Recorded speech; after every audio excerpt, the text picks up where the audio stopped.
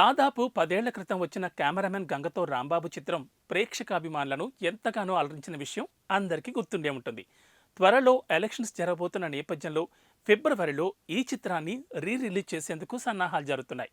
Power star Pawan Kalyan, milky beauty Tamannaah జంటగా పూరి జగన్నాథ్ దర్శకత్వంలో universal media పతాకంపై డివివి దానయ్య నిర్మించిన ఈ చిత్రం 2012వ సంవత్సరం అక్టోబర్లో 1600కు పైగా స్క్రీన్స్లో విడుదలై సంచలనం సృష్టించిన విషయం అందరికీ గుర్తుండే ఉంటుంది. రాంబాబుగా పవన్ కళ్యాణ్, గంగ పాత్రలో తమన్నా కనిపిస్తారు. మెకానిక్ అయిన రాంబాబు అన్యాయాలను ఎదిరించే ధైర్యశాలిగా గంగను ఆకట్టుకుంటాడు. రాంబాబు మెకానిక్గా కంటే జర్నలిస్ట్గా అయితేనే బాగుంటుందని భావించిన టీవీ ఛానల్ కెమెరామెన్ అయిన గంగ అతనిని జర్నలిస్ట్గా చేర్పిస్తుంది. ఈ నేపథ్యంలో సొసైటీలో జరిగే అరాచకాలను వారు ఎలా ఎదుర్కొన్నారు అన్న కథాంశంతో రూపొందించిన ఈ చిత్రం అప్పట్లో మంచి విజయాన్ని సాధించింది. మణిశర్మ సంగీతం, శ్యామ్ కే నాయుడు ఛాయాగ్రహణం ఓ ప్రత్యేక ఆకర్షణగా నిలిచాయి.